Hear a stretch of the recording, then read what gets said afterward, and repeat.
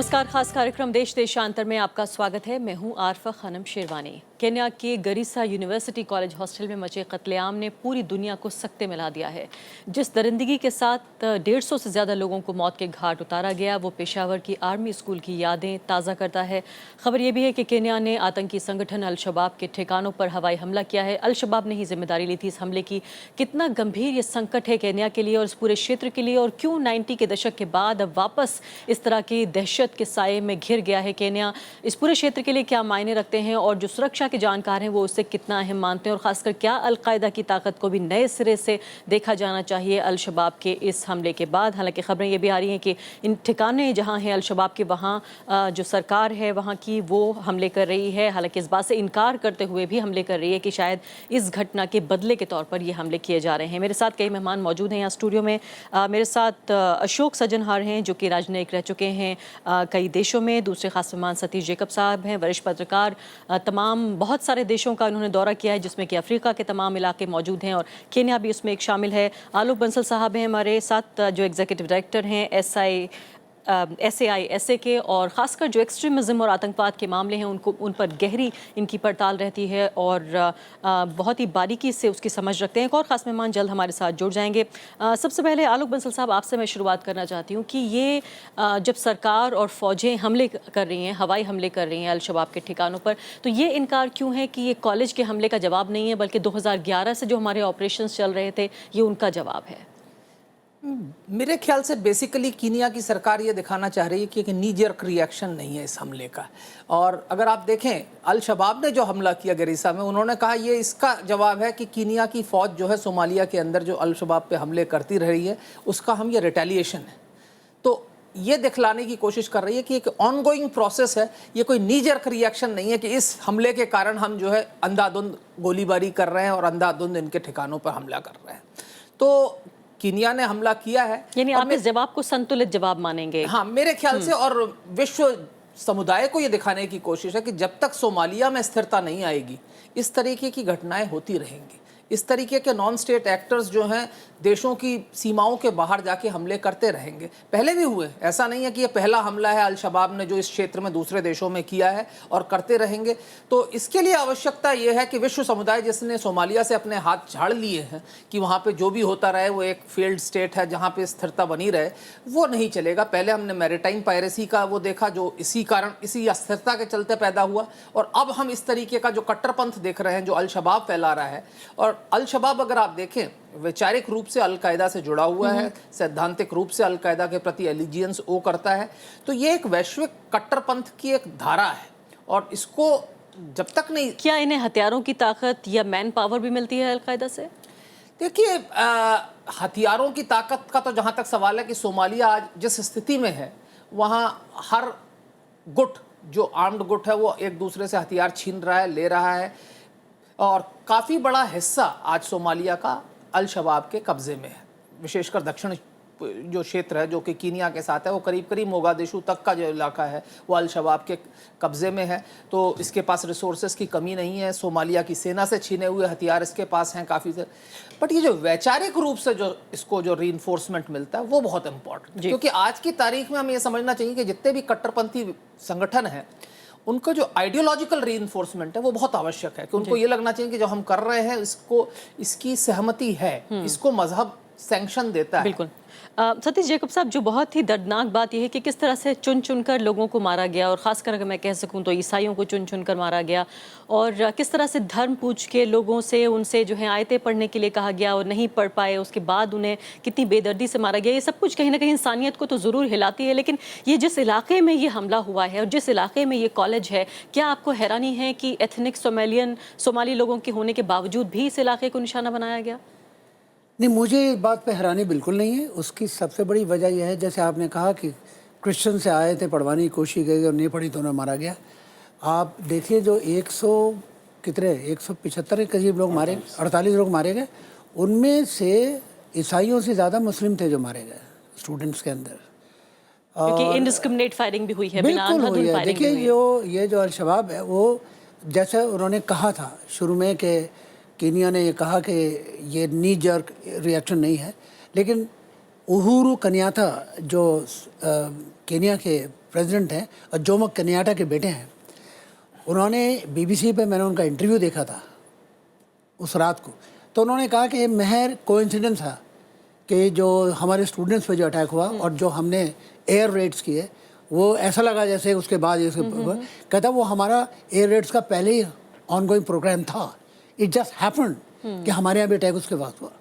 कह तो वो यही रहे, अब बात तो उनकी माननी पड़ेगी, असल में सच है या गलत वो मैं जानता नहीं, लेकिन जैसा आपने मुझसे सवाल किया वो उसके बारे में, एक कम्युनिटी से कोई मतलब नहीं था इनका।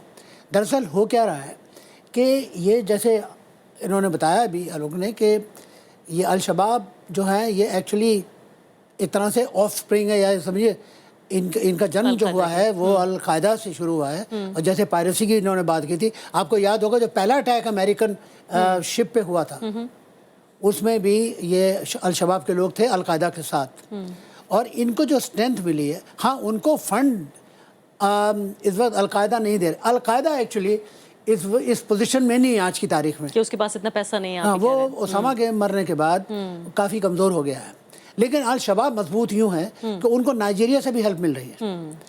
और ऐसा लग रहा है जैसे इन्होंने बताया था कि ये वैश्विक लफ्ज़ में इतनी मेरी हिंदी अच्छी नहीं है, आप अंग्रेजी के शब्द इस्तेमाल कर सकते हैं। मैं उर्दू के लफ्ज़ बोल सकता हूँ बीच में। कहने का मतलब ये है कि ये एक ऐसी यूनिवर्सल सा एक मूवमेंट सी होगी, जैसा आपने देखा पेशावर में जो हुआ, तालिबान ने जो किया वो इतना ही भयानक और इतना ही बेदिली से वो जवान बच्चों को मारे गया था। तो देखना ये है कि अमेरिका ने, इसकी जो जड़ है अमेरिका को मैं इसको कसूरवार मानता हूँ। लेकिन एक जो इसमें बात जो हैरान कर रही है और हेडलाइंस भी बना रही है वो ये कि ये जो किलर्स हैं, जो हमलावर थे, उनमें से एक जो लड़का है वो दरअसल केन्या में काम करने वाले एक ऑफिसर का बेटा है। इससे क्या जाहिर होता है? ये वो लोग हैं जो ऑफिसर का जो बेटा है वो केनियन जो है वो बॉर्डर का है, उसके अंदर मिक्स ब्लड है सोमाली के साथ वो जो आदमी है।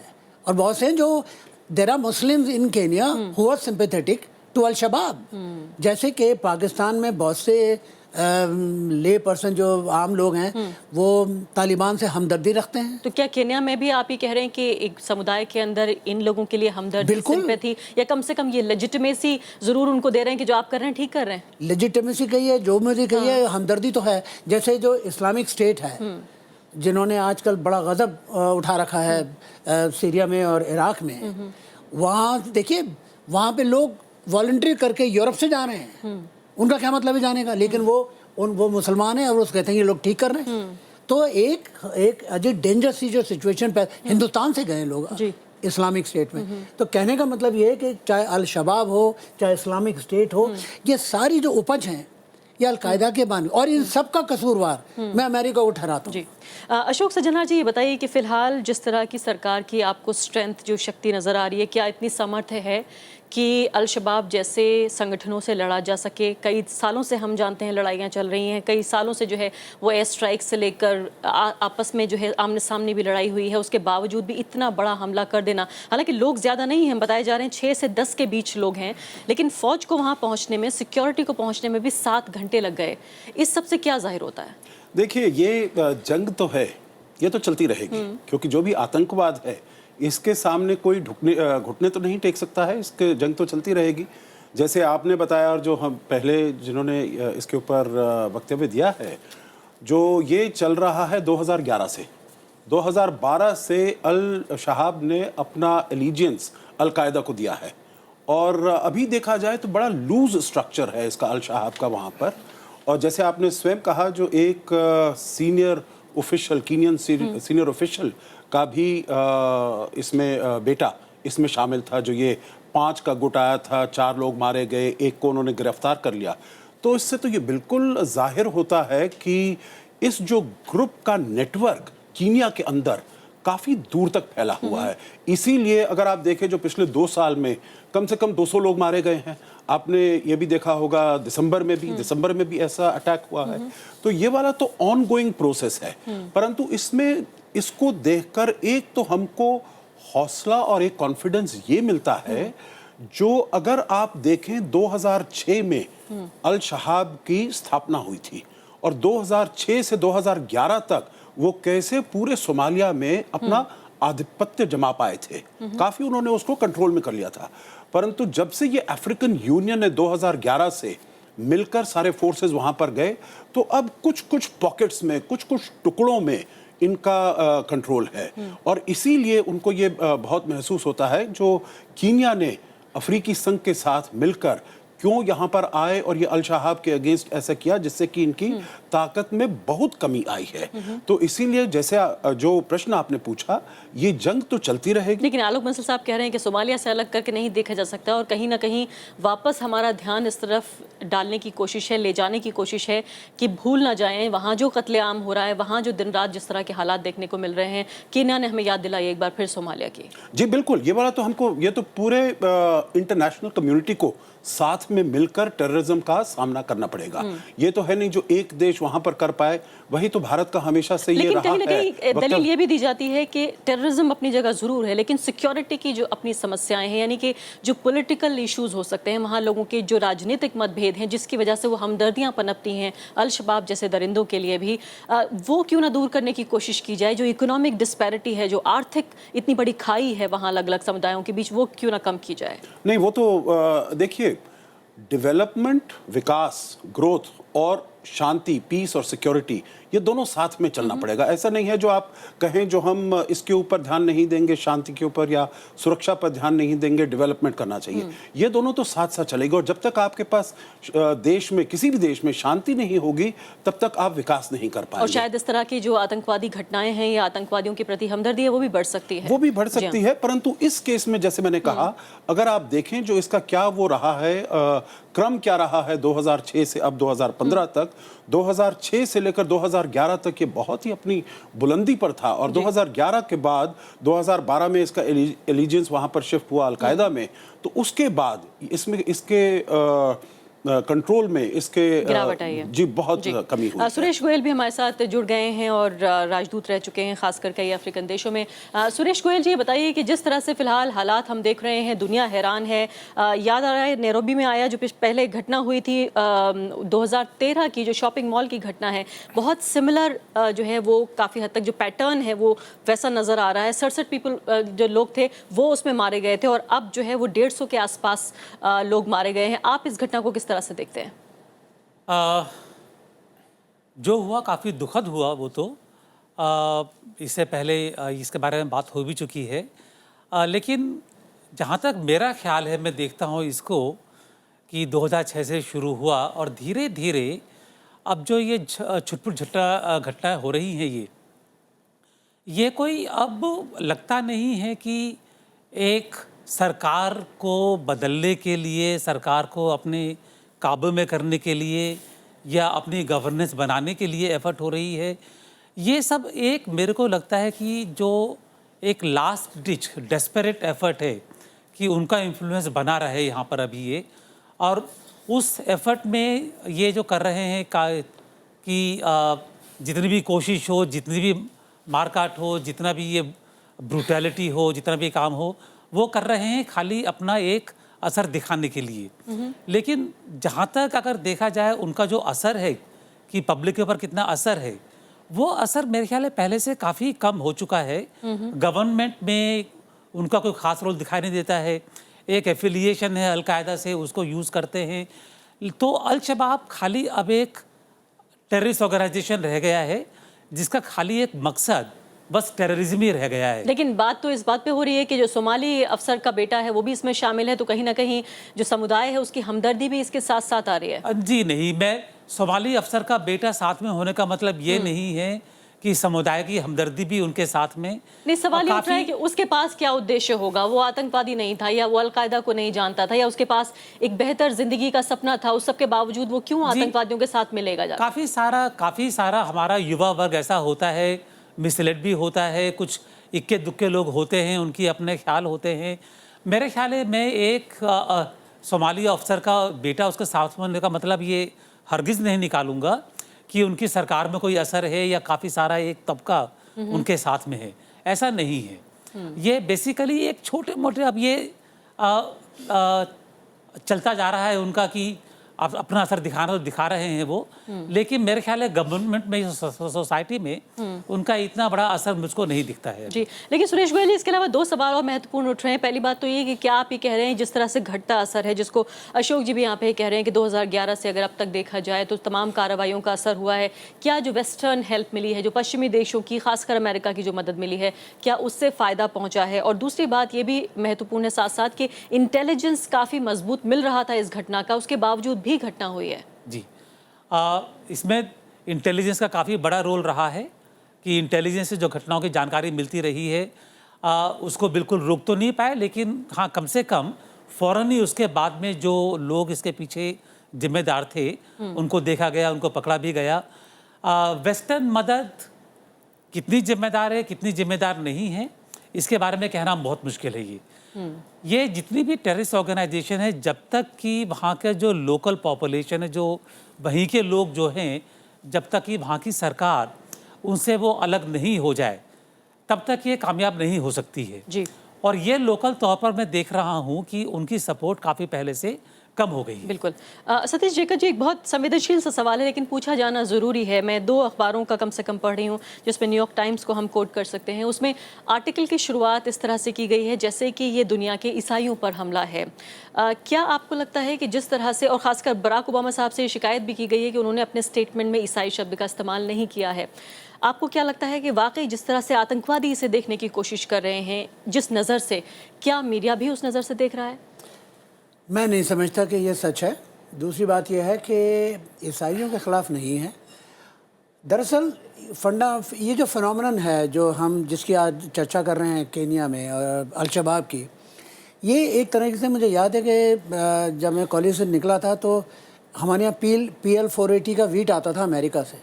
उसके बाद पंजाब में जो किसान थे उन्होंने एक जिक्र करना शुरू करा, वो कहते थे कांग्रेस ग्रास।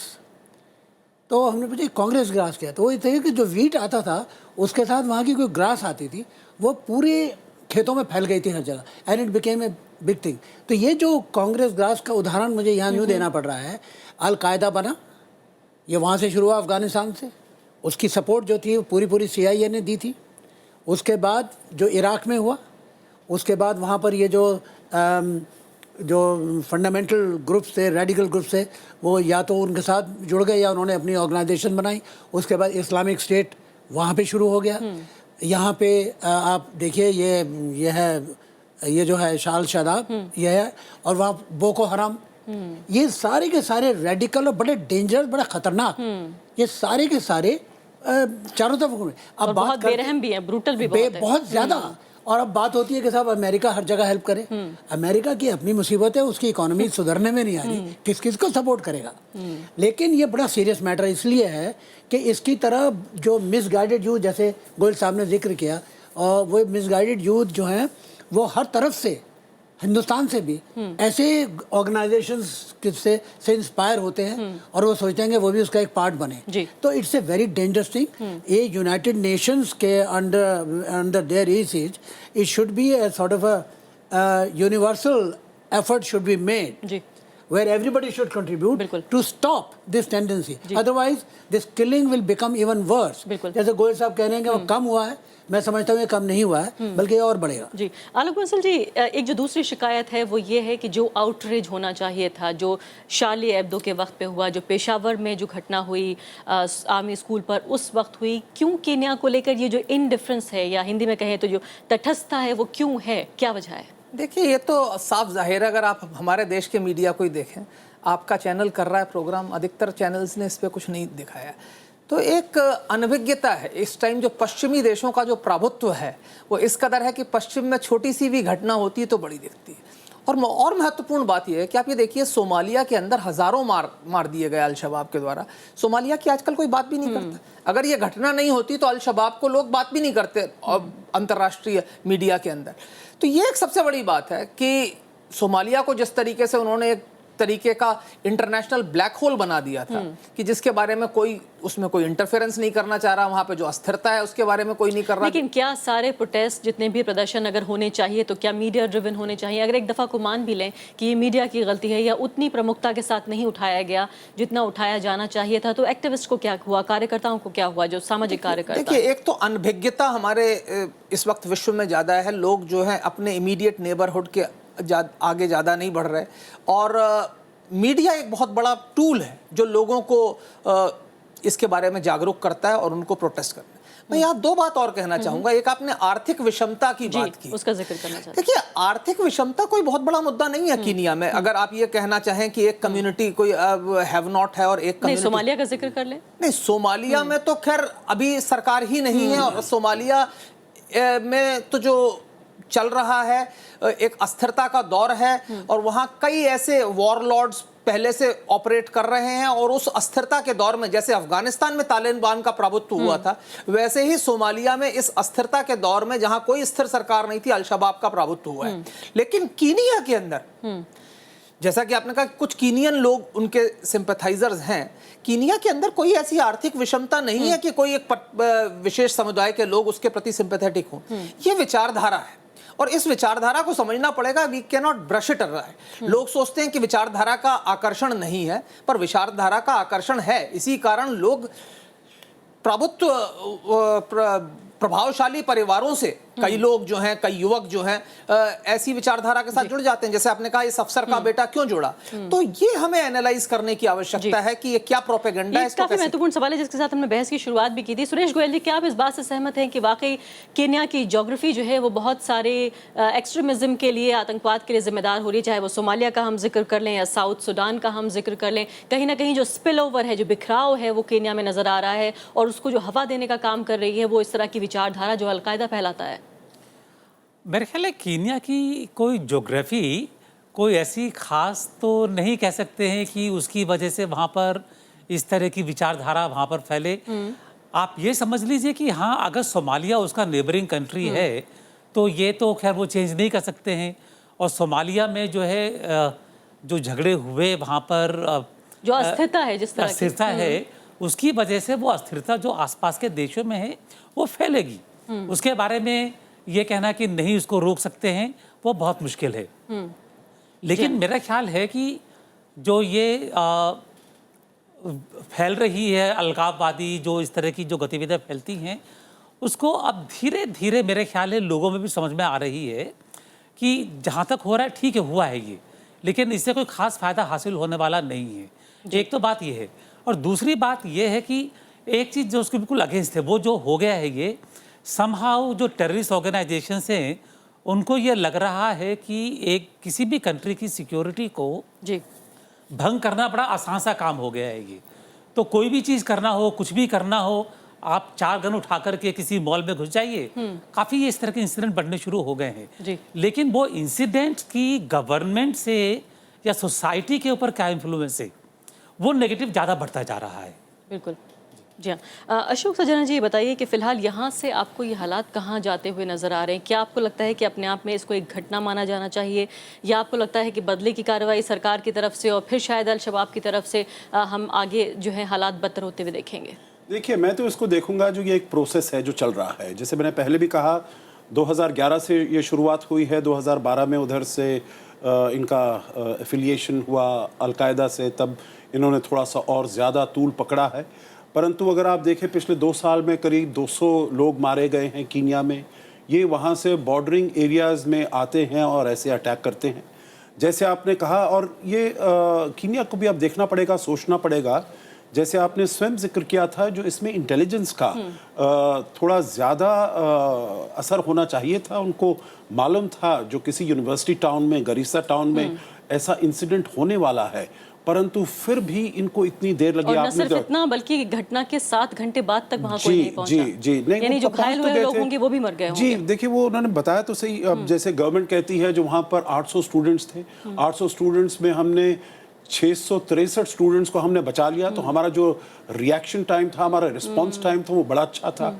जो इनका इलीट रैपिड रिस्पांस फोर्स था, वो जिसको आना लेकिन चाहिए साथ था। साथ ये भी बताना चाहिए कि हमलावर कितने थे। हाँ, उससे 5 भी थे। पता चलता है कि हाँ, कितने भी नहीं, ज्यादा लोगों को नहीं, मारा। परंतु वही। आपको तो ये देखना पड़ेगा जो अगर आप 26/11 का देखें मुंबई में कितने हमलावर थे, कितने दिनों तक चला, तो देखिए उनके पास एक एडवांटेज होता है, जी। जो एडवांटेज सरप्राइज का एडवांटेज होता है, कहाँ वो छुपे हुए हैं उसका एडवांटेज। तो इसका ये बिल्कुल तालमेल ऐसे नहीं लगाना चाहिए, परंतु ये हम सोच सकते हैं जो 800 में से 148 स्टूडेंट्स मारे गए, परंतु इसको और भी देखना चाहिए जो वहां पर जर्नलिस्ट पहले पहुंच गए थे, जो पॉलिटिकल लीडर्स थे वो पहले पहुंच गए थे, और थोड़ा सा जो गरीसा में गैरिसन है, आर्मी गैरिसन है, वो पहुंच गया था, जी। उन्होंने काम किया। परंतु देखिए 370 किलोमीटर दूर जो उनका कैपिटल है नैरोबी से, वहां से ये नहीं आ पाए, उनकी जो रैपिड रिस्पांस टीम थी। बिल्कुल। तो उसमें समय मेरे पास intelligence बिल्कुल में- समाप्त हो गया। एक आखिरी सवाल सुरेश गोयल जी बताइए कि टूरिज्म का अगर हम जिक्र करें, कहीं ना कहीं इस तरह की घटनाओं का सीधे तौर पे जो इकोनॉमी का एक बड़ा जरिया है, आप तो वहाँ सर्व कर चुके हैं, किस तरह से असर पड़ने वाला है? टूरिज्म पर नेचुरली असर पड़ेगा नेगेटिव, लेकिन मेरा ख्याल है वो असर एक शॉर्ट टर्म असर होगा, कि जैसे होता है कि 1 हफ्ता 2 हफ्ता या महीने भर के लिए नेचुरली लोगों के जहन में रहेगा ये। लेकिन कीनिया के पास जहाँ तक मैंने देखा है, मैं काफ़ी घूमा हूँ वहाँ पर, इतने सारे एसेट्स हैं वहाँ पर, टूरिज्म एसेट्स, कि धीरे धीरे करके जहाँ तक अनलेस कि अगर दोबारा रिपीट हो ये चीज़ दोबारा से हो, लेकिन जहाँ तक मेरा ख्याल है कि धीरे धीरे ये असर खत्म हो जाना चाहिए, जी। तो लॉन्ग टर्म असर इतना नहीं पड़ेगा शायद। जी, बहुत बहुत शुक्रिया सुरेश गोयल जी आपका, सतीश जेकब, अशोक सजनहार जी और साथ ही आलोक बंसल भी हमारे साथ मौजूद है। तो साफ तौर पर कहीं ना कहीं इस घटना ने दुनिया को एक बार फिर याद दिलाया है कि दहशत का साया पूरी इंसानियत पर किस तरह से हावी हो रहा है। इसी के साथ अभी के लिए इतना ही, नमस्कार।